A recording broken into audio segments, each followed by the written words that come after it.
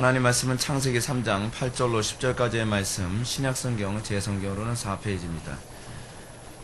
신약성경 4페이지 창세기 3장 8절로 10절까지의 말씀 찾으셨으면 제가 봉독하겠습니다. 그들이 그날 바람이 불 때 동산에 거니시는 여호와 하나님의 소리를 듣고 아담과 그의 아내가 여호와 하나님의 낯을 피하여 동산 나무 사이에 숨은지라. 여호와 하나님이 아담을 부르시며 그에게 이르시되 내가 어디 있느냐. 이르시되 내가 동산에서 하나님의 소리를 듣고 내가 벗었으므로 두려워하여 숨었나이다. 아멘. 이 시간은 창세기 21번째 강의가 되겠습니다. 내가 어디 있느냐라는 제목으로 하나님 말씀 증거하도록 하겠습니다. 내가 어디 있느냐. 상당수의 많은 고대 철학자들은 진리에 도달하기 위한 가장 큰 관심을 기울였던 것이 무엇이냐면 바로 인간을 아는 것이었습니다. 여러분들이 잘 알고 있는 것처럼 대표적인 소피스트 중에 프로타고라스 같은 사람은 인간을 만물의 척도다라고 얘기를 했고요. 또 이 소크라테스는 인간을 사고의 중심에 놓기까지 했습니다. 이런 개념은 이제 데카르트 같은 사람에서도 이제 나타나는데, 데카르트 같은 경우에는 우리가 이제 데카르트는 이런 얘기를 하죠. 고기토 에르고숨. 그러니까 나는 생각한다. 고로 나는 존재한다. 인간의 존재가 생각하고 인간의 존재가 어떤 존재인가를 알게 될 때 소위 진리를 알 수 있다라고 생각을 했습니다. 저는 인간 자신을 이해하는 것이 곧 진리를 깨닫는 것이다. 여러분, 이게 사실은 굉장히 탁월한 접근입니다. 이 아주 적절한 접근이에요. 왜냐하면 인간이 곧 하나님의 형상이기 때문에 인간에 대한 올바른 이해는 곧 하나님에 대한 이해, 진리에 대한 이해로 달려가게 되죠. 하나님은 당신 자신을 뭐라 하냐면 나는 곧 길이요 진리요 생명이라 라고 얘기합니다. 인간의 존재가 하나님을 모른다고 했을 때 우리가 하나님을 아는 방법은 인간을 아는 것입니다. 그런데 문제는 뭐냐면 인간 자신을 안다는 것이 이게 간단한 문제가 아니라는 것입니다. 수많은 철학자들이 인간이 어떤 존재인가를 알려고 했습니다. 그래, 인간이 어떤 존재인지를 안다면 우리는 진리를 알게 될 것이다. 인간이 어떤 존재인지 안다면 사실 신을 알게 된다는 논리적인 귀결로 간다는 것이죠. 그러니까 얼마나 이 인간의 사고가 굉장히 치밀하고 굉장히 탁월한 접근하고 있는지 모릅니다. 그런데 이제 문제는 인간을 알 수 있느냐 하는 문제입니다. 인간을 알 수 있나요? 인간이 만물의 척도다. 뭐 좋습니다. 그리고 인간을 알게 되면 모든 걸 알 수 있다. 좋습니다. 근데 문제는 뭐냐면 인간을 알 수 있냐 하는 것입니다. 여러분, 한의학에서도 인간은요 우주 전체를 요약해 놓은 것 같다고 얘기합니다. 그러니까 인간을 안다는 것이 얼마나 진리에 접근하는데 탁월한 접근인지를 모릅니다. 근데 사람들은 인간이 어떤 존재인가를 아는 데 있어서 매번 실패해버리고 맙니다. 인간이 어떤 존재인가 끊임없이 고민합니다. 수백 년을 고민합니다. 여러분, 이 수백 년의 고민, 거의 천년 정도의 고민하면서도 결국 이게 안 되니까 나중엔 철학자들이 무엇이 진리냐를 포기해버리고 맙니다. 그래서 여러분, 최근의 철학적인 동향은 진리가 무엇이냐가 아니라 그냥 내가 말하는 것이 진리다. 뭐 이런 식으로 진리가 주관화돼 버리고 말죠. 왜냐하면 인간을 아는데 한계를 발견하게 된 겁니다. 근데 인간이 무엇인가라고 하는 것을 아주 가장 명쾌하게 정의를 해놓은 사람이 나타났습니다. 그는 칼빈입니다. 칼빈이라는 사람이 인간을 알 수 있는데 어떻게 알 수 있냐, 이 부분에서 종집으로 찍는데 칼빈은 뭐라 하냐, 인간이 하나님을 만나야만 인간이 어떤 존재인지 알 수 있다라고 얘기를 하는 겁니다. 아주 적절하죠. 인간은 하나님을 만나지 않고서는 결코 인간이 어떤 존재인지 알 수 없다. 인간이 하나님을 만나고 나면 비로소 내가 어떤 존재인지를 알게 됩니다. 인간이 하나님을 만나고 나면 비로소 진리가 무엇인지 알게 됩니다. 자신이 하나님을 만나서 어떤 존재인지 바르고 객관적으로 알게 될 때 인간은 비로소 구원의 서막이 열리게 됩니다. 따라서 칼빈의 이런 선언은 오랜 세월 동안 철학이 주장했던 인간이 무엇인가, 진리가 무엇인가 라고 하는 것에 대해서 아주 적절한 해답을 제시한 것이 됩니다. 그러나 이런 칼빈의 가르침에도 불구하고, 엄연히 따지면 이제 성경의 가르침이죠. 이런 가르침에도 불구하고 인간은 하나님 없이 스스로의 지혜와 노력만을 가지고서 진리에 이르려고 합니다. 이제 정답이 나왔는데, 여러분, 정답이 나왔으면 정답만 추구하면 되는 거 아닙니까? 근데 사람이 정답이 나오는데 정답을 포기하고 정답을 제껴놓고 정답을 찾겠다는 거예요. 그러면 정답이 나와요? 정답이 안 나오죠. 근데 이게 인간의 어리석음이에요. 정답이 나왔는데 정말 하나님만 만나면은 진리가 무엇인지 인간이 무엇인지 알 수 있는데 이게 종교라는 이유 하나만으로 거부해버리고 맙니다. 이런 사람들 우리는 뭐라고 얘기하느냐? 소경이 소경을 인도한다 그러죠. 자기가 안 보이는데 보이지 않음에도 불구하고 내가 뭐 알고 있다고 생각하면서 누군가를 인도하겠다고 생각을 하고 있는 것입니다. 여러분 이게 우리가 가장 많이 착각하고 있는 부분이거든요. 옛날에 제가 공자가 이런 얘기 한 적이 있습니다. 안다고 하는 자는 사실은 모르는 것이다. 여러분 우리가 뭔가 안다고 생각합니까? 아 나는 이제 많이 깨달았어. 난 이제 뭔가 알고 있는 것 같아. 그래 난 이제 이 정도만 알고 있지. 그 사람은요 참 안이 무엇인지를 모르고 있는 것입니다. 진짜 무엇인가 알기 시작하면 비로소 뭘 깨닫게 되냐면 내가 아는 것이 없다는 걸 깨닫게 됩니다. 여러분 그거 압니까? 진리에서 뭔가 깨닫기 시작했을 때 뭘 깨닫는지 아세요? 내가 정말 아는 게 너무 없구나라고 하는 걸 깨닫게 됩니다. 공부를 정말 많이 하지 않습니까? 그러면 내가 굉장히 많이 안다고 생각하는 것이 아니라 어떻게 해요? 내가 아는 게 없구나라는 걸 알게 되죠. 기독교 고전교육에서 그 트리비움이라고 하는 교육 있죠? 트리비움 교육이라는 게 있습니다.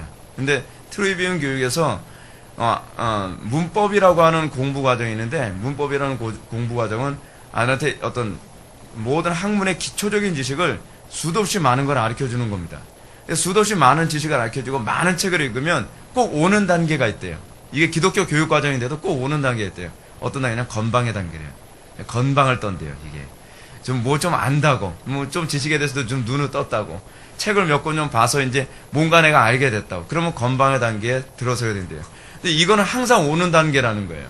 이게 건방의 단계를 넘어서고 나면 비로소 아 내가 참 무지하군요 라는 것을 알게 된다는 것입니다. 여러분 우리가 진리에 관해서도 그렇습니다. 우리가 하나님을 만나고 나면 비로소 내가 어떤 마음을 갖게 됩니까? 겸손해집니다. 아 나는 아는 것이 없구나. 나는 부족하구나. 정말 겸손해집니다. 여러분 어느 날 우리는 아무것도 모르면서 사람들을 아는 것처럼 인도하는 많은 소경 같은 사람들을 보게 됩니다. 소경 같은 사람들의 특징은 무엇입니까? 자기가 아무것도 보고 있지 않은데 마치 다 알고 있는 것처럼 너무나 당당하게 얘기하는 겁니다. 여러분 소경이 코끼리를 만지면 어떤 현상이 나타나죠? 코끼리의 다리를 만지면 코끼리는 어떤 존재라고 이렇게 설명을 합니까? 이 기둥 같은 존재다. 배를 만지면 뭐예요? 벽 같은 존재다. 코를 만지면 어떻게 표현합니까? 흐물흐물하고 좀 약간 징그러운 것 같아. 그게 코끼리야.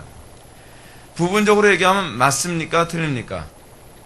맞죠? 그렇죠. 부분적으로는요. 근데 전체적으로 얘기하면 맞습니까? 틀립니까? 틀립니다. 여러분 기독교 신앙은요 사실 종합적인 사고거든요. 기독교 신앙은 부분적으로 안다고 해서 아는 게 아니에요. 기독교 신앙은 하나님의 인격 전체를 깨닫게 되어지면서 내가 이 모든 것 안에서 조화를 이루는 법을 깨닫게 됐을 때 이제 뭔가 하나님에 대한 알의 시작이 시작되어져 가는 것입니다. 이런 사람들은 결국 부분적으로 아는 것, 여러분 우리를 미혹하는 수많은 사람들은 부분적으로 아는 것을 마치 전체를 아는 것처럼 사람들을 이끌어가면서 미혹하게 되는 거예요. 여러분 바리새인들의 말이 다 틀립니까? 아니죠. 여러분 우리 주변에서 내가 진리를 알고 있다고 말하는 사람들의 말이 100% 다 틀립니까? 그렇지 않죠. 문제는 맞는 부분이 있기 때문에 설득이 되어져 가는 것입니다. 근데 문제는 우리가 부분적으로 안다고 해서 전체를 알고 있는 것이 아니죠. 기독교란 무엇이죠? 진리의 어떤 부분을 알게 된 것이 아니라 하나님 자체를 만난 것입니다. 하나님에 대한 전체를 알게 된 것입니다. 그래서 우리는 하나님의 그 알에 대한 이해를 시작하면서 우리는 그 위험 앞에 주눅들고 그리고 겸손해지며 그리고 두려워 떨게 되는 것이죠. 하나님을 알게 되면요 결코 우리는 경솔해질 수가 없습니다. 하나님을 알게 된다면 우리는 이제 다 안다고 얘기할 수 없습니다. 이제 내가 하나님을 알게 되었으니 이제는 내가 알기 시작하였다. 그 내가 아는 것이 정말 부족하구나라는 걸 깨닫게 되는 것입니다. 결국 하나님 없이 자신을 이해하고 스스로 힘으로 구원을 추구하는 사람들이 도달할 수밖에 없는 것은 완전한 좌절과 멸망일 수밖에 없다는 것입니다. 철학이 가지고 있는 심각한 문제는 무엇이냐면 부분적으로 알고 있는 것은 마치 전체를 알고 있는 것처럼 사람들을 설득해 가려고 한다는 사실입니다. 제가 철학에 관해서 언젠가 여러분한테 소개하면서 그런 말씀드렸죠. 철학의 관심사가 뭐라 했죠? 일과 다의 문제라고요. 하나로 어떻게 전체를 설명할 것인가에 관한 문제죠. 근데 하나를 가지고서 어떻게 전체를 설명할 것인가 하는데, 예를 들어서 여러분, 세상을 물질 하나만을 가지고서 설명을 해도 부분적으로 설명이 되죠. 그렇죠? 세상을 정신만을 가지고 설명해도 부분적으로 설명이 되죠. 그러나 세상을 물질 또는 정신만을 가지고 설명해서 전체가 다 설명이 됩니까? 어디선가 모순이 터지기 시작하는 거예요. 근데 세상을 설명할 수 있는 유일한 한 가지 있어요. 하나님이에요. 하나님이 이 모든 것을 창조하셨기 때문에 하나님을 중심으로 설명을 하면 모든 것이 해석이 가능하죠. 이것이 바로 소경과 소경 아님에 대한 차이입니다. 그래서 여러분, 개혁주의 신앙의 중요한 핵심이 뭐죠? 하나님 주권사상입니다. 이 모든 것을 하나님이 창조하셨고 하나님이 주관하시며 하나님의 뜻대로 움직인다. 그래서 하나님 중심으로 해석을 하면 모든 것이 해석이 가능합니다. 이것이 바로 칼빈주의가 얘기하는 탁월함이죠. 오늘 본문에 이러한 타락한 인간이 가지고 있는 한계를 잘 보여주고 있습니다. 8절 말씀을 한번 다 같이 읽겠습니다. 시작.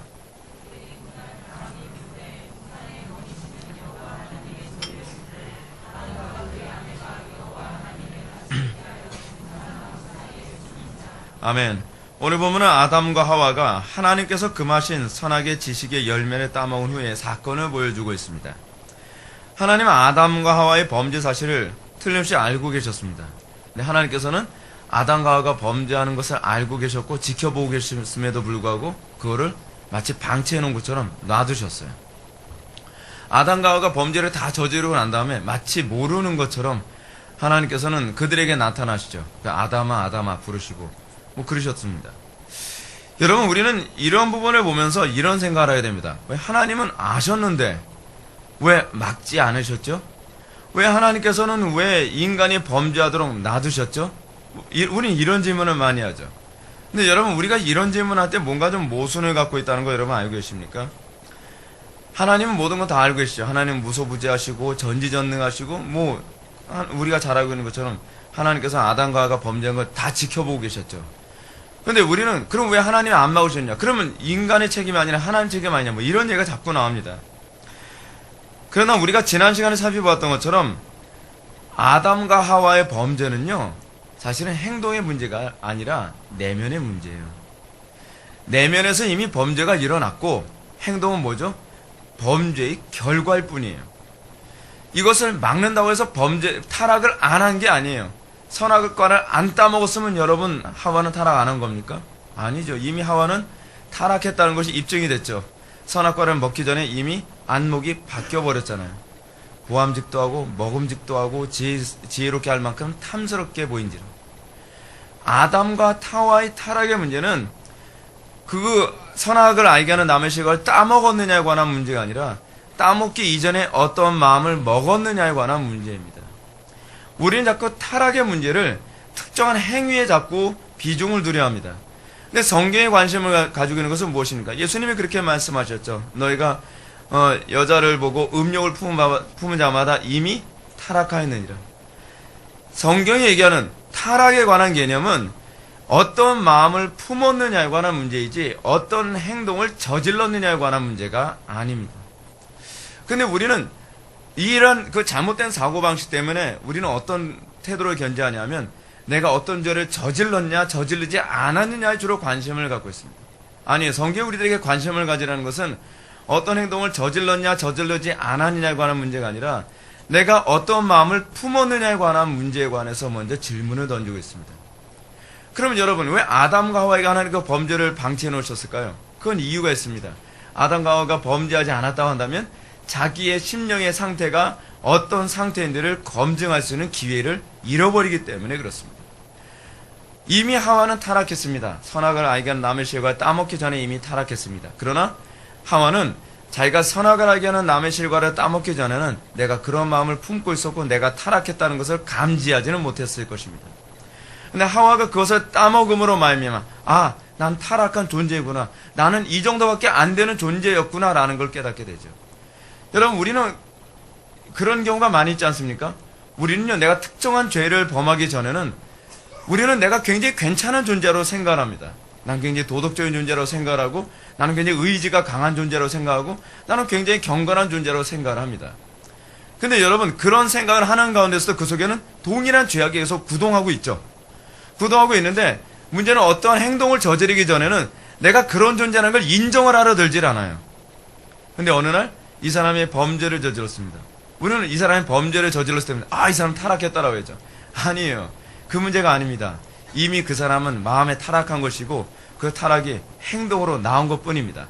항상 모든 죄악은 죄에 대한 결과이지 그것 자체가 죄인 것은 아닙니다. 그것이 여러분 산상수훈에서 예수님이 말씀하신 바 아닙니까?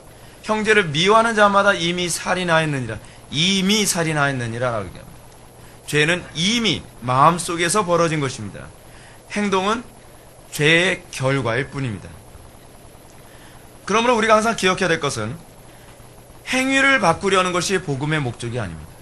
복음의 목적은 마음을 바꾸는 것입니다. 마음의 중심, 마음의 방향. 그래서 여러분 회개하라고 했을 때 뭘 회개하라는 겁니까? 행동을 바꾸라는 것이 아닙니다. 마음의 목적과 마음을 바꾸는 것입니다. To change one's mind or purpose. 마인드가 사실은 의지라는 뜻이기도 하지 않습니까? 의지와 목적을 바꾸는 것이 이게 회개입니다. 근데 우린 자꾸 이러죠. 어떤 특정한 행동만 바꾸려고 합니다. 근데 난 특정한 행동이 바뀌지 않아요. 특정한 습관이 바뀌지 않아요. 왜 나는 행동이 바뀌지 않죠? 행동을 바꾸려고 하는 것이 기독교 신앙이 아니기 때문에 그렇습니다. 기독교 신앙은 행동을 바꾸는 것이 아니라 의지와 목적을 바꾸라고 얘기합니다. 의지와 목적이 바뀌면 행동은 바뀌게 되어 있습니다. 그래서 항상 성경에 관심을 갖는 것은 우리의 심령의 변화입니다.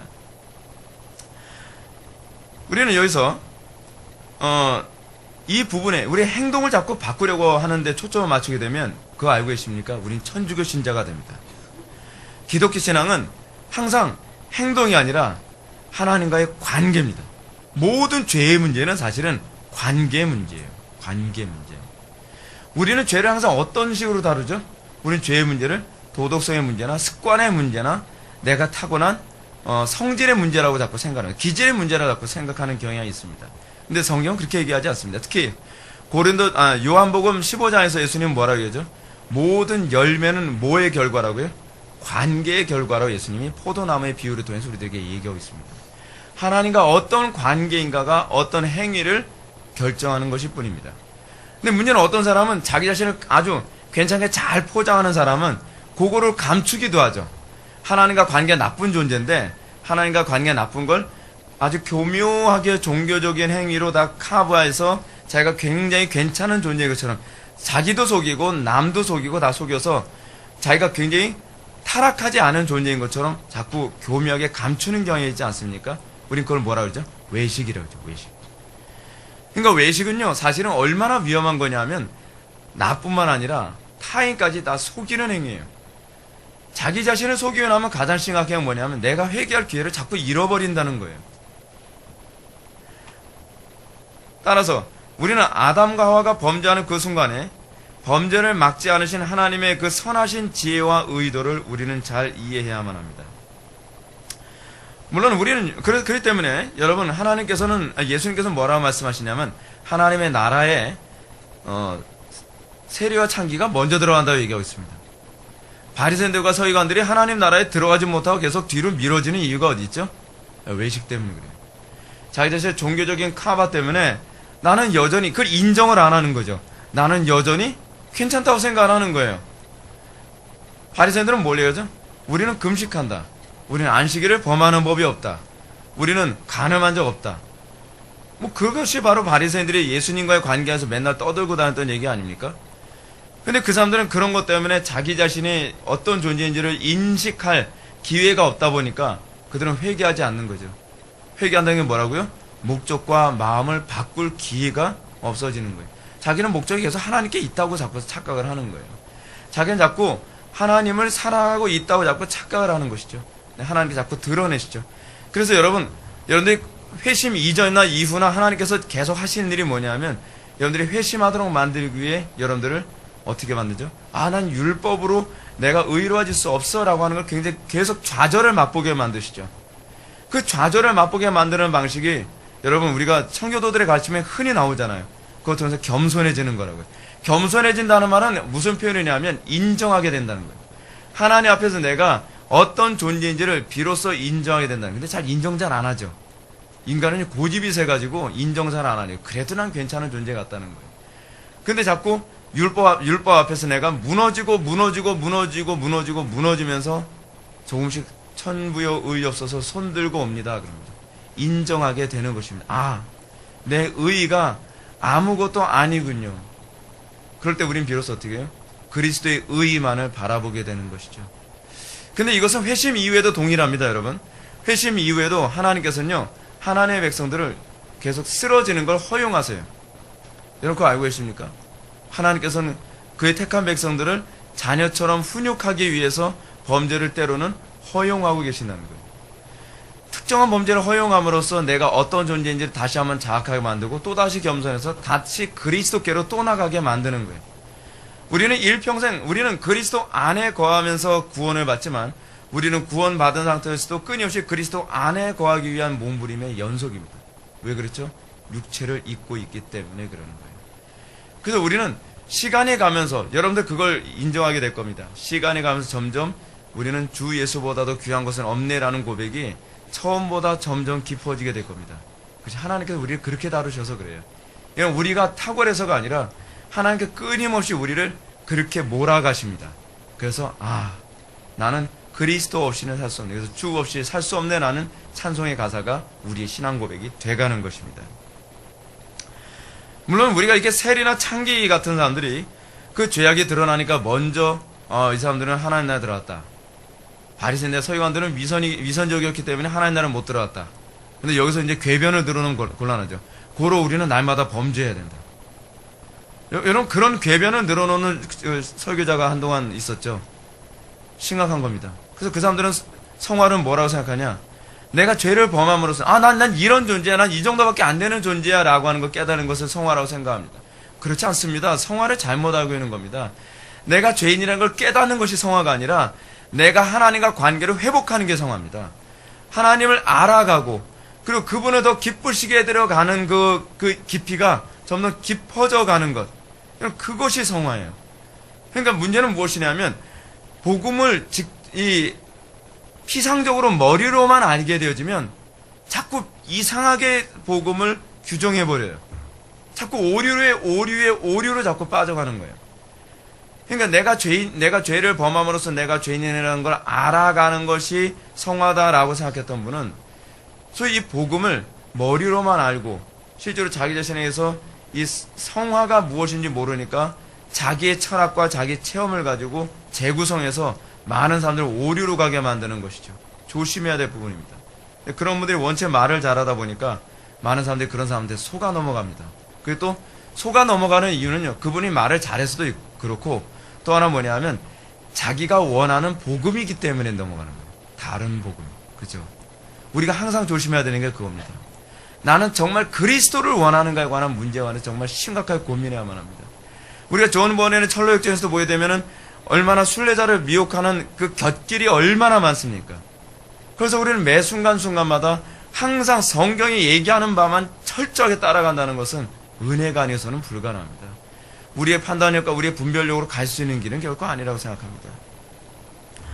다시 본문으로 돌아와서 하나님은 아담과의 범죄 후에 그를 만나기 위해 동산을 거니시는 장면을 보게 됩니다. 그래서 하나님께서 동산을 거니셨다는 말은 하나님이 직접 진짜 다리가 있어서 걸어 다녔다 그런 얘기는 아니겠죠. 그렇죠? 우리 이것을 우리 신학적으로 뭐라고 얘기합니까? 신인 동영론이라고 얘기합니다. 하나님이라고 하는 존재는 사실 영이시기 때문에 우리가 하나님을 우리의 이성으로 이해할 수가 없거든요. 우리 경험으로 이해할 수가 없어요. 그러다 보니까 모세 같은 사람은 하나님을 기록할 때 하나님을 인간이 이해할 수 있는 언어로 기록합니다. 그 신인 동영론입니다. 그래서 이 신인 동영론에서 보게 되면은 여러분 이런 장면 합니다. 여러분들 가장 많이 그 오해하는 성경 구절이 하나 있는데 하나님이 후회하셨다. 그런 표현 나오죠. 그 후회하셨다는 말이 진짜 후회했다는 얘기가 아닙니다. 하나님의 어떤 심정인지를 사실은 우리의 언어로 표현이 안 되는 그런 감정이 있거든요. 여러분 하나님이 후회하실 수 있겠습니까? 하나님의 속성상 후회라는 건 존재하지 않아요. 후회는 결핍된 존재들에게만 있는 현상이거든요. 근데 하나님께 후회하셨다라는 표현은 사실은 하나님이 그만큼 속상해하셨다. 하나님께 그만큼 가슴 아파하셨다라고 하는 그런 다양한 의미입니다. 그리고 실제로 후회하셨다라고 하는 그 히브리어가요. 후회하셨다라고 번역을 할 수도 있지만 꼭 그런 의미만을 갖고 있는 단어도 사실은 아닙니다. 하여간 오늘 본문에서 그럼 의미하는 바가 무엇인가? 그러면 하나님께서 동산을 거니셨다라는 것이 뭘 의미하는 것인가? 임재를 얘기하는 겁니다. 저는 지금도 하나님께서 이곳을 거니고 계신다고 저는 믿습니다. 하나님께서 가장 많이 거니시고 계신 때는 저는 예배 때라고 좀 믿습니다. 하나님께서는 임재하십니다. 그 임재. 근데 아담과 하와는 하나님의 임재를 경험했을 때, 여러분 낯선 경험은 아니겠죠. 아담과 하와가 범죄하기 전에도 아담과 하와는 항상 하나님의 임재 가운데 있었고 그것이 굉장히 낯익은 경험일 겁니다. 근데 하나님의 임재를 경험했을 때 아담과 하와가 즐거워했는가가 문제예요. 하나님께서 임재하셨더니 너무 반가워요, 너무 좋아요, 그런 것이 아니죠. 아담과 하와가 동산에 거니시는 그 여호와의 음성을 듣고 그들이 어떻게 반응했는가에 관한 문제가 아주 심각한 문제입니다. 근데 여러분 오늘 본문에서 동산에 거니시는 여호와 하나님의 음성이라고 번역한 부분을 먼저 잠깐 좀 살펴봅시다. 음성이라는 번역이 사실은 적절한 번역은 아닌 것 같아요. 왜냐하면 음성이라고 얘기한다면 하나님께서 아담과 하와를 부르셨다라는 그런 의미거든요. 근데 이 부분이 별로 바람직하지 않은 게 뭐냐면 다른 구절을 보게 되면 하나님께서 그 이후에 아담아 부르는 장면이 나오거든요. 그럼 여기서는 부르는 장면은 아니라는 것이죠. 그러면 동산을 거니시는 여호와의 음성이라고 했을 때 이 음성이라고 번역한 단어는 소리라고 번역하는 것이 더 좋을 것 같습니다. 하나님께서 거니시는 소리를 들은 겁니다. 근데 하나님께서 거니시는 소리, 우리는 이것을 어떤 식으로 이해할 수 있을까요? 하나님께서 이렇게 거니시면 이렇게 발작 소리가 들리나요? 하나님께서 거니시면 무슨 이파리에 옷이 스치거나 그런 소리가 들릴까요? 그런 걸 얘기하는 걸까요? 하나님의 임재에 대한 느낌이죠. 느낌. 아담과 하와는 여러분 타락하기 전에 하나님의 임재에 대해서 굉장히 익숙했다 그랬습니다. 자연스러운 느낌이겠죠. 근데 여러분 아담과 하와가 범죄하기 이전에 하나님의 임재는 그들에겐 기쁨이었고 즐거움이었습니다. 근데 아담과 하와가 범죄하고 난 이후에 그 임재가 어떻게 느껴졌냐 문제죠. 어떻게 느껴졌죠? 두려움으로, 수치로, 괴로움으로, 불쾌함으로 느껴졌다는 것입니다. 여러분 어떻습니까? 여러분들 예배 가운데에 성령께서 강력하게 역사하시고 성령께서 하나님의 그 강단의 설교자를 통해서 하나님의 말씀이 강력하고 바르게 선포될 때 여러분 어떤 느낌입니까?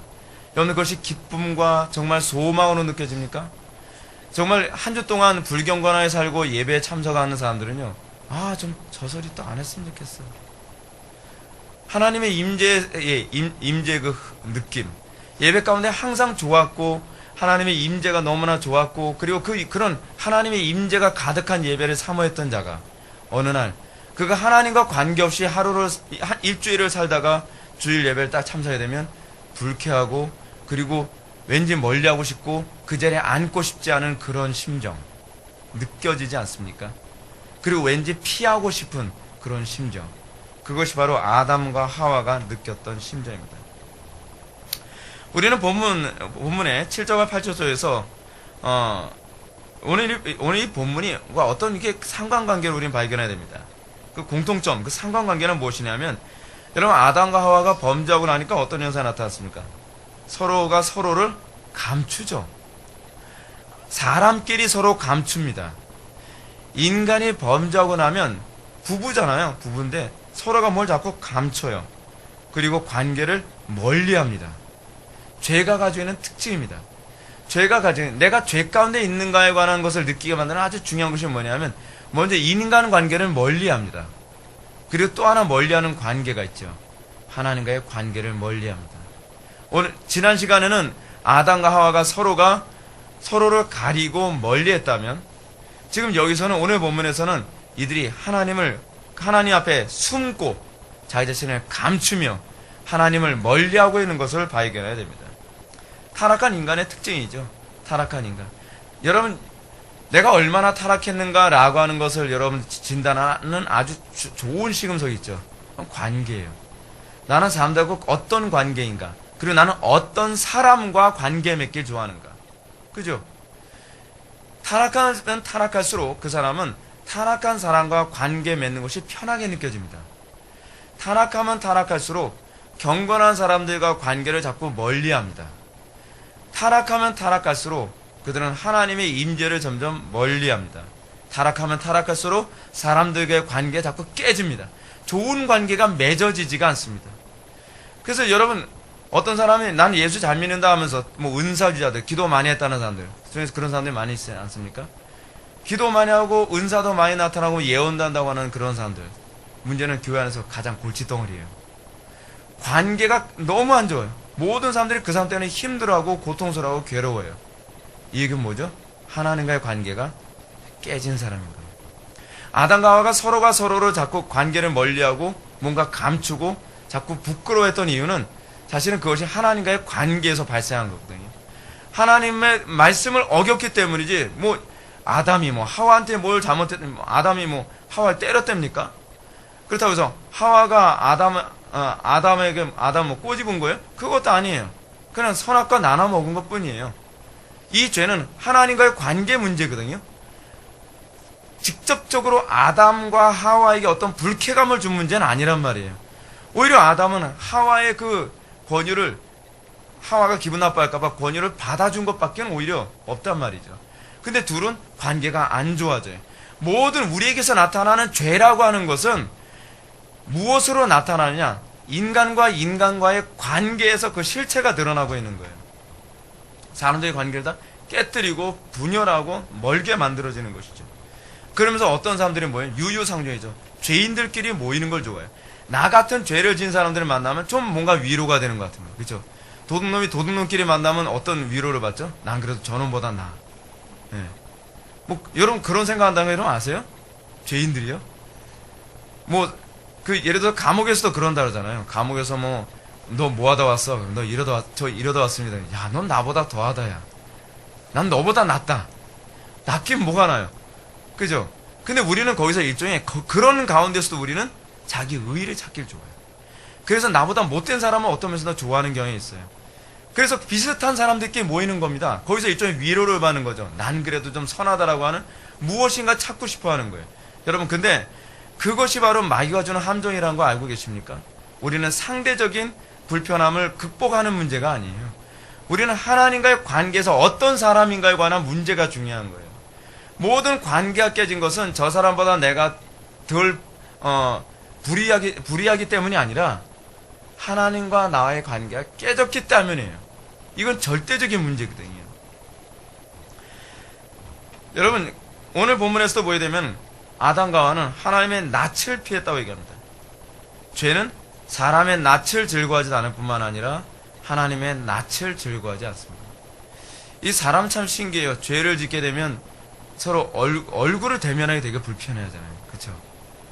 그러다 보니까 여러분, 특히 우리나라 사회 안에서 요즘 제가 목회 사역을 청년부 때 뭐 중고등부, 뭐 주일학교, 청년부 뭐 하다면 유치부까지 다 해봤는데, 이 죄를 짓고 나면 꼭 나타나는 게 하나 있어요. 애들도요, 유치부 애들도요, 죄 짓고 나면 숨어요, 자꾸. 자기가 떳떳하지가 않은 거예요. 숨으면 뭔가 문제가 있는 거예요. 예배 시간에도 보면 뭔가 좀 떳떳하지 못하면 뒷사람하고 앞사람하고 보면 꼭 뒤에 있는 사람 얼굴을 포개요. 그래서 저 사람 좀 문제가 있는 거죠. 예, 안 봐도 비디오인 거예요. 그죠? 근데 더 심각한 건 뭐냐면 그냥 잠수를 타버려요. 제가 사역을 하다 보면 학생들이건 청년들이건 뭔가 자기가 죄를 범하면 그냥 모든 관계를 다 끊어버리는 거예요. 사태가 심각한 겁니다. 이것이 바로 인간이 죄를 범하면 나타나는 공통적인 특징이에요. 성격에 따라서 어떤 사람은 잠수를 타지만 어떤 사람은 철판을 깔죠. 그냥 철판을 깔았다 해서 더 낫다는 것도 아닙니다. 사실은 더 못될 수도 있어요. 그 사람이.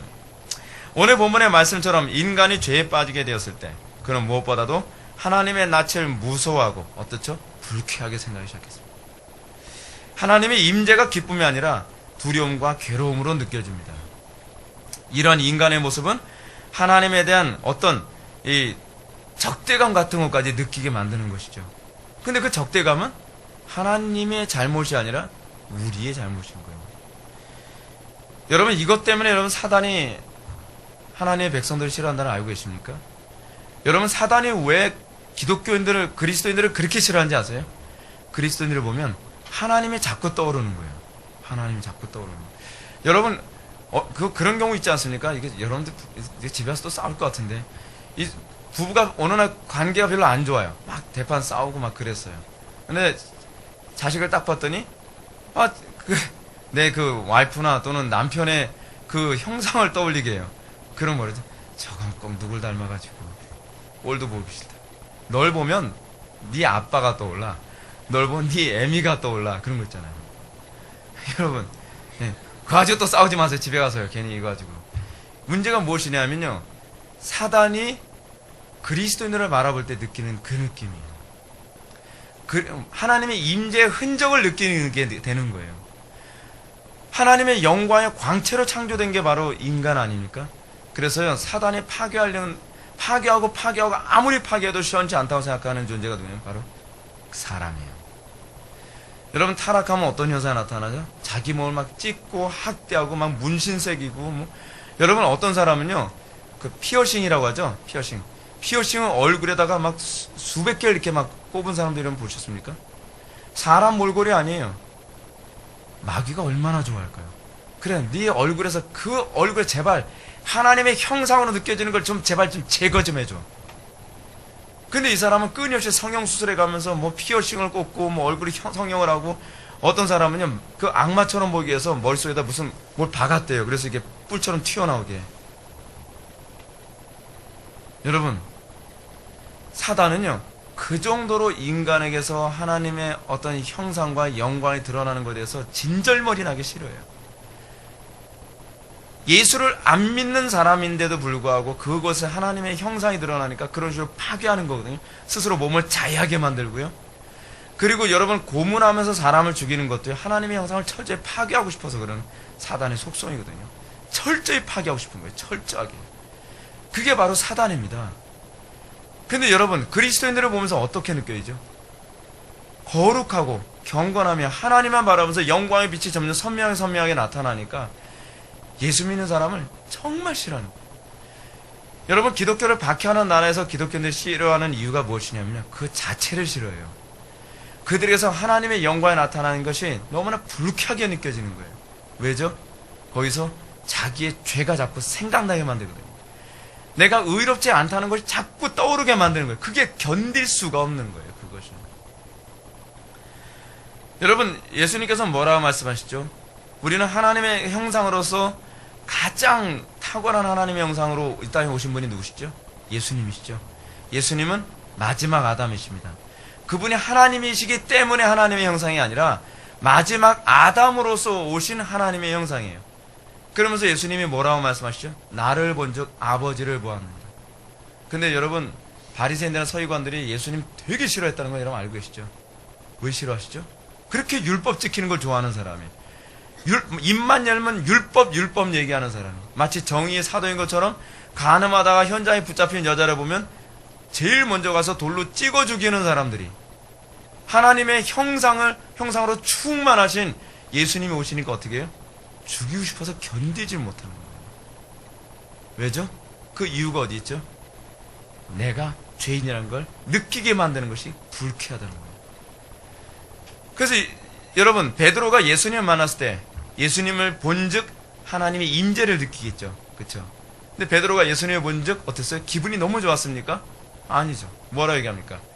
주여, 나를 떠나소서. 나는 뭐예요? 죄인일소이다. 떠나달래요. 그럼 누구를 떠올리게 되죠? 아담의 모습을 떠올리게 되죠. 이게 죄인의 특징이에요. 죄인들은요, 하나님이 좀 떠나갔으면 좋겠다는 거예요. 우리가 거듭나기 전에는 우리는 하나님과 가까이 하는 걸 싫어해요. 여러분, 왜 우리는 예배드리기 그토록 싫어하는지 아십니까? 하나님의 임재가 있기 때문에 그래요. 하나님의 임재를 느끼는 것이 뭔가 아주 불쾌한 거예요. 근데 우리가 성령으로 거듭난 이후에는 그 임재를 추구하죠. 그 임재가 없으면 견딜 수 없는 거죠. 여러분, 우리는 왜 기도를 쉬지 않고 할 수밖에 없는 존재인지 아십니까? 하나님의 임재가 느껴지지 않으면 견딜 수 없기 때문에 그래요. 여러분, 제가 오늘 낮 예배 때 여러분한테 말씀드렸습니다. 다윗이 우리아의 아내 밧세바를 범하고 난 다음에 다윗이 제일 두려웠던 게 무엇입니까? 하나님의 징계였습니까? 아니에요. 시편 51편에서 언급하죠. 나를 주님 앞에서 멀리하지 마시고 주의 성령을 내게서 거두지 마옵소서. 그 구원의 기쁨 다시 나에게서 회복시켜 주시고, 뭐죠? 하나님의 임재를 느끼지 못하는 것이 다윗에게는 가장 고통이었다는 것입니다. 여러분, 우리가 왜 자꾸 범죄를 안 하려고 애를 쓰는 것이죠? 우리가 범죄를 안 하려고 애쓰면서 범죄 안 하게 됩니까? 그렇진 않죠. 근데 우리가 왜 죄를 범하고서도 다시 회개하면서 주께로 돌아오죠? 우리가 제일 견딜 수 없는 것은 하나님의 임재를 느끼지 못하는 것, 하나님의 임재가 안 느껴지는 삶이야말로 가장 괴롭기 때문에 그래요. 제가 언젠가도 여러분한테 그런 말씀 드렸잖아요. 제가 영적으로 최악의 상태였을 때 막 기도도 안 되고 하나님의 임재가 안 느껴질 때, 여러분 그땐요 진짜 지옥 같아요. 금식해가면서 회복하지 않고서는 견딜 수가 없는 거예요. 금식하다 죽을지도 모를 정도로 몸이 안 좋은 상태인데요. 여러분, 우리가 그리스도인은 어떤 존재냐면 하나님의 임재를 즐거워하기 시작한 존재입니다.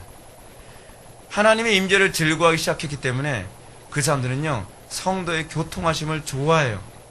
왜죠? 성도에게서 하나님의 임재를 느낄 수 있기 때문에 그래요. 우리가 예수를 믿는다고 하면서도 성도의 교통하심을 별로 즐기지 않는다, 성도의 교통하심을 별로 좋아하지 않는다. 성경은 우리에게 뭐라고 얘기하죠? 마지막 때가 될수록 더욱더 모이기에 힘쓰라고 얘기하는데, 모이는 게 별로 좋지 않고 모이는 것이 불편하고 귀찮다. 이유가 뭐죠? 하나님의 임재가 사실은 느껴지는 게 싫은 겁니다. 하나님의 임재를 느끼는 것이 기뻐질 때, 그래서 여러분, 한 사람의 회심은 무엇으로 또 나타나죠? 누구와 어떤 사람과 교제하는 것을 기뻐하느냐고 하는 문제. 그죠? 우리가 하나님의 임재 아래 있고, 그래서 하나님의 임재 아래 있는 그 지체들을 만나는 것이 좋고, 그리고 주의 이름으로 대화를 나누고, 주의 이름으로 생각을 하고, 주의 이름으로 함께 무엇인가 하는 걸 좋아하는 것. 그 이유가 뭐죠? 예수님이 말씀하셨죠. 내 이름으로 두셋이 모인 곳에 내가 그곳에 임재한다고 말씀하셨기 때문에. 왜 우리는 불신자들과의 모임을 별로 좋아하지 않죠? 왜 우리는 불신자들과 같이 있는 시간을 별로 좋아하지 않죠? 우리는 거기서 어둠의 임재를 느끼기 때문에 그래요. 악한 자들과 같이 있으면 뭔가 불쾌해요. 예수 믿지 않은 친구들과 같이 있으면 우리는 그 안에서 뭔가 불쾌한 임재를 느껴요. 근데 우리는 예수 믿는 같은 동료 신자들을 만나는 가운데 하나님의 임재를 느끼고, 그래서 우리는 그것 때문에 기쁘고 그것 때문에 행복한 것이죠. 아담과 하와가 범죄하고 난 이후에, 그들이 타락하고 난 이후에 그들은 하나님과 교제하는 것, 하나님의 임재를 멀리하기 시작합니다. 하나님의 임재가 나타날 때 동반하는 바른 현상, 그것은 무엇일까요? 그것은 바로 우리가 어떤 존재인지 자각하게 되는 것입니다. 여러분, 이 사람이 정말 회심한 사람인가 아닌가를 구분하는 아주 중요한 시금석 중 하나는 무엇입니까? 하나님을 만난 사람은 내가 죄인이라는 것을 날마다 자각한다는 겁니다. 하나님을 만난 사람들은 항상 그 마음이 겸손한 상태에 있을 수밖에 없다는 것입니다. 하나님의 임재는 우리에게 죄인이라는 것을 자꾸 깨닫게 만들어요. 그런데 하나님의 임재가 주는 또 하나의 흐뭇함이 무엇이냐면, 내가 죄인이지만 예수님이 나의 죄 문제를 해결해 주셨다는 것에 대한 기쁨이 동시에 작용을 해요. 그래서 우리는 불쾌하지 않아요. 내가 죄인이라는 것을 깨닫는 것 때문에 오히려 더 그리스도를 붙잡는 것에 우리는 더 기쁨을 느껴요. 그래서 마태복음 5장에서 뭐라고 얘기하죠? 우리는 심령이 가난한 자예요. 우리는 의에 줄이고 목마른 자예요. 왜 그렇죠? 임재 때문에 그래요. 임재 때문에 우리가 가난한 마음을 품을 수밖에 없어요. 항상 가난한 마음을 품을 수밖에 없죠. 오라 곤고한 사람이라도 누가 사마의 몸에서 나를 건져내랴 라고 하는 이 탄식이 7장에서 나오고, 그리고 8장에서, 로마서 8장에서 뭐가 나오죠? 7장 맨 마지막 절에서 찬송할지로다 라고 하면서, 이는 생명의 성리의 법이 죄와 사망의 법에서 나를 건져냈습니다. 이건 죄를 안 짓기 때문에 하는 소리가 아니에요. 생명의 성리의 법의 임재를 느끼기 때문이에요. 그래서 그들은 죄 가운데서도 기뻐하나니, 그것이 가능. 우리는 죄 가운데서 하나님 앞에 비통한 심령이지만 하나님의 임재를 맛보면요, 우리는, 여러분들 예배 가운데 느끼는 게 뭐예요? 예배 가운데 여러분 설교를 들으면서 느끼는 게 뭡니까? 기분이 좋습니까? 아니죠. 온통 맨날 찌르는 느낌이죠. 근데 제가 흥미로운 걸 발견해야 됩니다. 어떤 지체들은 찔리고 있음에도 불구하고 기뻐하고 있는 걸 발견해야 돼요. 내가 회개할 부분이 무엇인지 발견한 것을 기뻐하고 있는 거예요. 이것 때문에 내가 하나님과 관계가 멀어졌구나라고 하는 걸 발견하게 된 거예요. 불편한 것 같은데 기뻐해요. 왜냐하면 이것을 발견함으로 나는 하나님과 더 가까워질 수 있게 됐다는 것이죠. 여러분, 이것이 우리가 하나님의 임재를 기뻐하게 되는 이유입니다. 따라서 오늘날 우리가 하나님의 임재를 얘기하면서, 여러분 오늘날 한국교회 안에 거짓된 임재가 얼마나 많은지 모르죠. 찬양을 막 뜨겁게 하면서 뭔가 사람들 방방 뛰게 합니다. 그래서 뭐래요? 오늘 하나님께서 임하셨다는 거예요. 하나님이 그렇게 임하시나요? 요즘에 코스타 같은 데서 보게 되면은 청소년 코스타 아이들이 그 사이키 조명 막 틀어놓고 막 난리도 아니죠. 완전히 락 콘서트 같은 데서 막 춤추면서 그것이 과연 하나님께서 임재하셨다는 증거일까요? 슬픈 음악으로 반주하면서 찬양을 하면 눈물이 펑펑 쏟아져요. 사람들은 그것이 하나님의 임재했다고 착각을 하게 만듭니다. 설교자가 감동 예화를 통해서 오늘 그 설교자들의 회중들의 눈물을 흥건에 적게 만들었어요. 오늘 은혜 받았습니다. 과연 이것이 은혜 받은 것이 이것이 하나님의 임재를 의미하는 걸까요? 아니에요. 아닙니다. 하나님께서 임재하셨을 때 항상 나타나는 첫 번째 증상은 내가 죄인이라는 것을 깨닫게 되는 것이고, 두 번째 증상은 그 죄인된 나를 그리스도께서 사랑하셨다는 것을 알게 되는 것입니다. 그래서 우리는 내가 죄인이 돼 그래서 감사할 수 있고, 내가 죄인임을 발견했을 때 우리는 기뻐할 수 있게 되는 것입니다. 그래서 여러분, 우리가 하나님의 임재를 맛본 사람들이 나타나는 특징은 하나님을 두려워하는 마음을 품게 됩니다. 여러분, 하나님의 임재를 맛봤을 때 느껴지는 가장 전형의 현상이 두려움이라는 것이 뭐로 나타나죠? 경외심. 그렇죠? 여호와를 경외하라. 이 경외심이 하나님의 임재의 가장 전형의 현상이라는 걸 뭐로 알 수 있죠? 구약에서부터 신약에 다 그것이 나오죠. 구약에서 하나님께서 성막에 임재하셨을 때 사람들이 막 좋아서만 날뛰니까? 아니죠. 구약에서 하나님께서 임재하시면 사람들은 두려워 떱니다. 고개를 들지 못합니다. 내가 죄인이라는 걸 자꾸 떠오르게 만드는 거예요. 왜냐하면 성령의 그 스포트라이트가 내 속에 더럽고 추한 것을 다 들춰내시는 것이거든요. 신약에서도 여러분, 제가 아까 말씀드렸던 것처럼 베드로가 예수님을 만나자마자 뭐라 얘기합니까? 반갑습니다, 예수님. 당신 같은 사람 처음 봤네요. 대단해요. 그게 아니죠. 주여, 나는 죄인으로서이다. 나에게서 떠나소서. 내가 죄인됨을 자각하게 되는 것입니다. 이것이 임재입니다. 이것이 임재했을 때 나타나는 특징입니다. 겸손해질 수밖에 없습니다. 나는 저 사람보다 나을 게 없습니다. 내가 저 사람보다 더 의로울 것도 없습니다. 내가 의롭다고 하는 것조차도 누더기 같은 의에 불과합니다.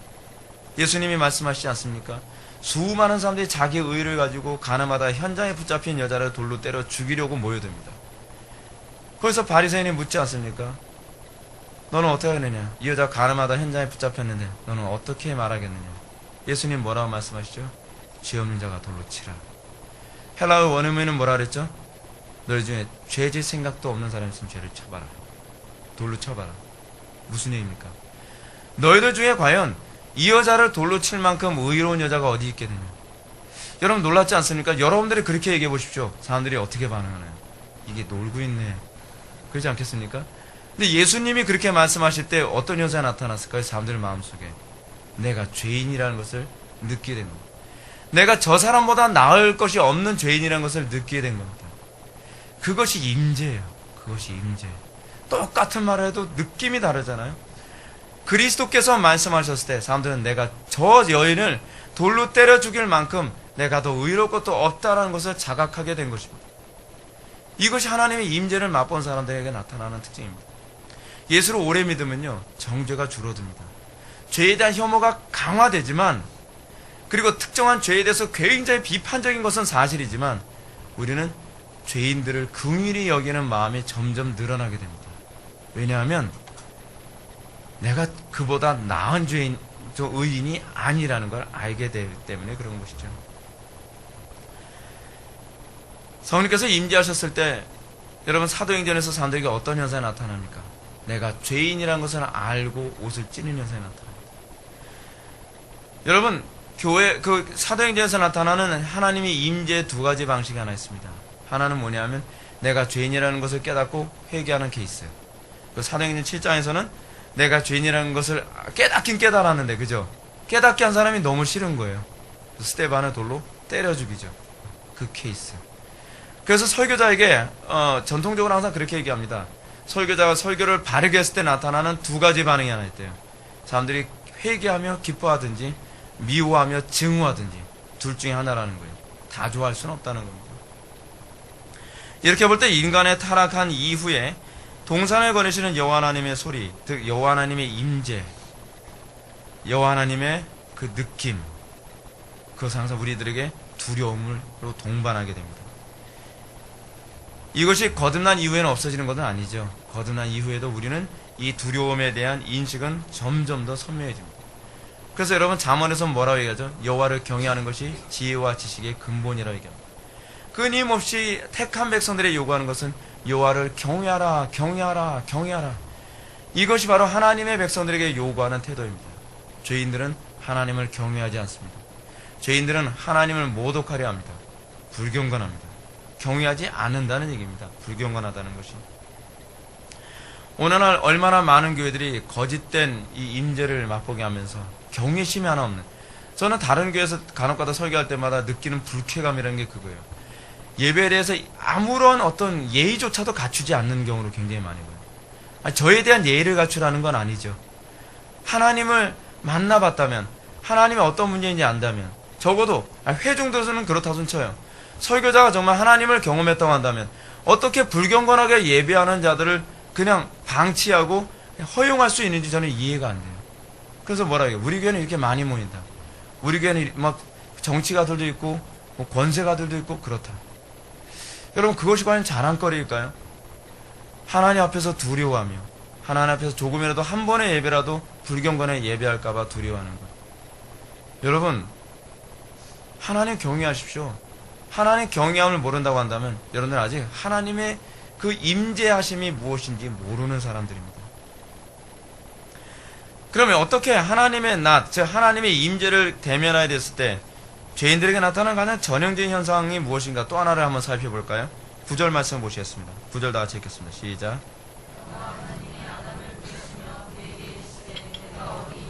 아멘.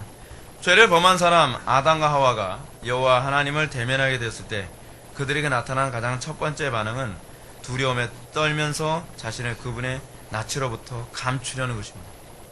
찾아야 돼요. 하나님이. 너 어디 있니? 숨어 있는 거예요. 근데 여러분 여기서 좀 흥미로운 부분이 뭐냐면 하나님께서 내가 어디 있느냐라고 질문하는 이 부분이 무슨 질문인지 아십니까? 너 어디 있니? 라고 우리는 보여지죠. 근데 사실은 그 얘기가 아니죠. 내 상태가 어떤 상태냐에 대해서 지금 질문을 던지는 겁니다.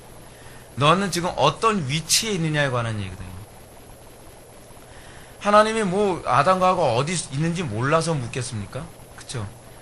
여러분 하나님의 임재는 우리들에게 항상 어떤 질문을 던집니까? 너 지금 어떤 상태니? 라고 질문을 던집니다.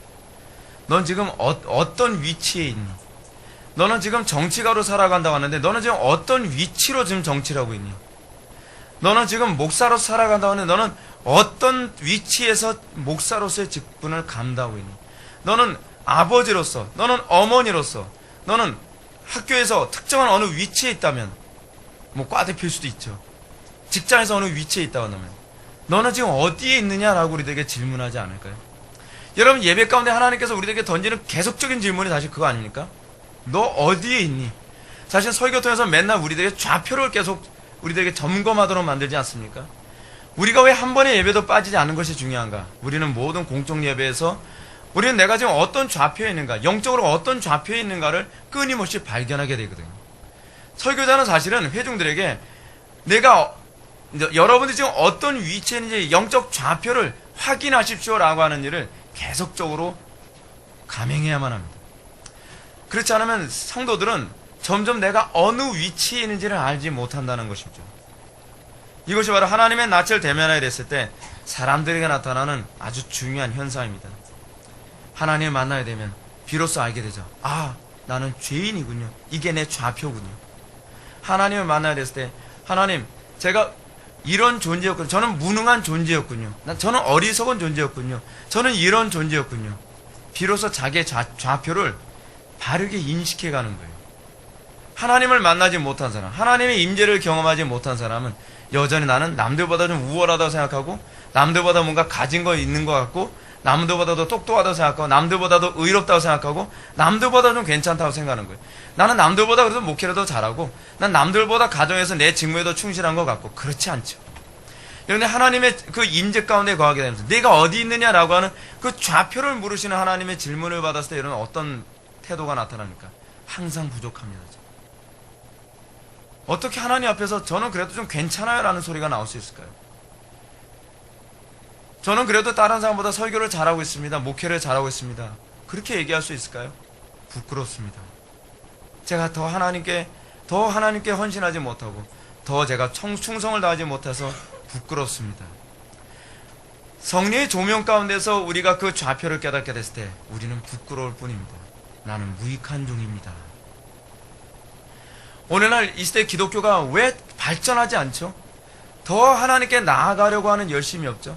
제가 여러분한테 오늘 낮 예배 때도 말씀드리지 않습니까? 지난주보다 더 나은 예배를 꿈꾸라.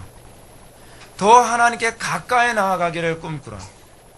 근데 내가 지금 어느 좌표인지 알지 못한 사람은 마치 자기가 정점을 찍었다고 착각을 해요. 그렇지 않아요, 여러분. 하나님의 임재를 맛보면 맛볼수록 나의 좌표가 너무 좀 밑바닥에 있다는 것을 깨닫게 됩니다. 그래서 나는 더 힘써야 되고 더 충성을 다해서 하나님 앞에 점점 더 가까이 나아가야만 하며 하나님께 더 헌신과 충성을 하지 않고서는 견딜 수 없는 존재라는 걸 깨닫게 됩니다. 성도는 그래서 게을릴 수가 없는 것이죠. 성도에게 있어 아주 중요한 성도됨을 규정하는 아주 중요한 표현 중 하나 뭐냐면 충성됨인 거예요. 착하고 충성된 종아. 우리는 하나님의 임재를 맛볼 때 사람들과의 관계에서 내가 어떤 좌표 가운데 있는지 알게 되는 것이죠. 그래서 여러분, 하나님의 임재를 맛보고 그 조명을 받은 사람들은 집에 와서 어떻게 하죠? 내가 당신에게 이런 존재였어. 내가 자네들에게 이런 존재였어. 라고 하는 걸 자각하게 되죠. 그러기 전에는 하나님의 임재를 맛보기 전에는 나는 괜찮은 존재라고 자꾸 생각을 하게 되는 것입니다. 우리는 하나님의 임재를 단회적으로 맛본 것으로 만족해서는 안 됩니다. 우린 지속적이어야만 합니다. 하나님의 임재가 떠나기 시작하면요, 사람은 교만해지기 시작합니다. 하나님의 임재가 떠나기 시작하면요, 사람은 비로소 어두워지기 시작합니다. 강팍해지기 시작합니다. 무감각해지기 시작합니다. 내가 어떤 존재인지를 망각하게 되는 것이죠. 여러분, 철학자들이 관심을 가졌던 게 뭐라 했죠? 나는 어떤 존재인가? 인간은 어떤 존재인가? 인간이 어떤 존재인가를 알아가면 알아갈수록 진리에 가까워진다는 걸 알게 됩니다. 근데 내가 어떤 존재인지 아는 방법이 뭐라고요? 하나님을 만나는 거라 했죠. 하나님의 임재를 맛보는 거라 했죠. 근데 우리가 하나님의 임재를 느끼지 않고 하나님의 임재를 멀리하게 되면 점점 우리는 우둔해지고 어리석어지는 것이죠. 점점 무감각해져 가는 겁니다. 오늘날 너무나도 많은 사람들이 하나님을 인격적으로 만났다고 고백하면서도 이런 모습을 찾아볼 수가 없습니다. 하나님을 인격적으로 만났다고 하면서 자기 좌표를 모릅니다. 소크라테스가 아마 오늘날 나타나도 기독교인들에게 그런 질문을 던지고 싶을 겁니다. 내 자신을 알라. 우리 자신을, 여러분, 소크라테스가 감히 이 질문을 던질 수 없는 대상은 사실 그리스도인이어야 되거든요. 나는 죄인입니다. 나는 부족합니다. 나는 보잘것없는 존재입니다. 소크라테스가 내 자신을 알라라고 하는 이 삼파수는요, 사실 인간이 아무것도 알고 있는 것이 없음에도 불구하고 뭐 자꾸 안다고 깝죽거리니까 자꾸 만날 때마다 계속 그 질문을 던지는 거거든요. 그래서 소크라테스가 원하는 답이 뭐냐면 나는 아무것도 대답할 것이 없는 존재라는 걸 항복을 받을 때까지 질문을 던지는 거예요. 우리 그리스도인들은 하나님을 만남으로써 우리는 그 대답을 할 수밖에 없는 존재인 거죠. 나는 무능하고 나는 악하며 나는 의롭지 못합니다. 그러므로 나에게선 아무런 소망이 없고요. 나는 오로지 그리스도께만 소망을 둡니다. 여러분, 그럴 때 여러분 진짜 참 믿음이 무엇인지 알게 되는 것 아니겠습니까? 오늘날 거짓된 회심을 가르치는 교회에서는 영접 기도를 통해서 당신 예수님 영접했으면 이제 구원받았습니다. 사기죠, 사기. 영접은 그렇게 하는 게 아니라 했잖아요. 영접은 제가 뭐라고 그랬습니까? 그리스도를 우리 삶의 중심으로 모시는 거예요. 여러분들의 가정의 중심, 여러분들의 사고의 중심, 여러분들의 선택의 중심, 여러분들의 판단의 중심, 여러분들의 모든 결정의 중심, 거기에 모시는 것이, 이것이 영접하는 거라 그랬죠. 근데 우리는 영접 기도를 했다고 하는데 여전히 나의 삶의 중심은 나고 돈이고 명예고 성공이고 행복이죠. 그럼 아직 영접이 뭔지 모르는 것이죠. 오늘 본문 10절을 보면 하나님의 낯을 대면한 사람들이 나타나는 전형적인 특징을 또 하나 보게 됩니다. 10절 말씀을 한번 보실까요? 10절 말씀 다 같이 읽겠습니다. 시작.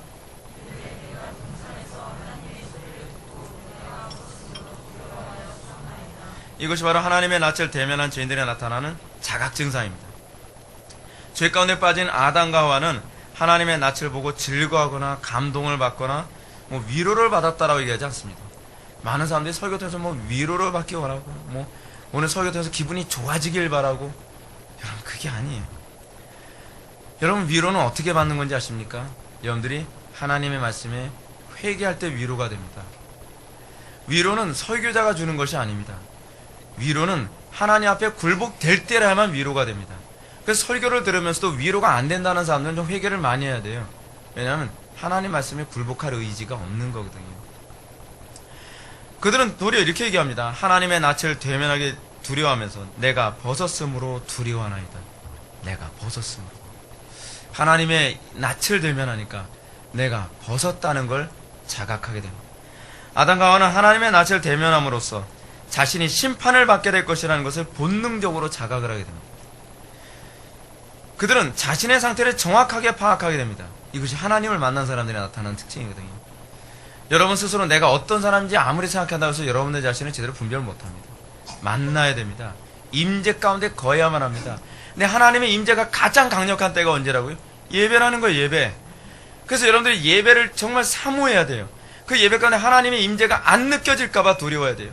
한쪽에서는 예배의 임재를 맛보고 눈물을 흘리며 죄인이라고 회개하는 사람이 있는데 아무 느낌이 없다면 이거 어떡하려 합니까? 하나님의 임재를 느끼지 못하는 사람만큼 비참한 사람이 없습니다. 하나님의 임재를 느낄 때 내 상태가 어떤 상태인지 정확히 알게 됩니다. 내 상태가 어떤 상태인지 정확히 알게 될 때, 여러분 흥미로운 게 뭔지 아십니까? 낮 예배 때 제가 여러분한테 말씀드렸죠.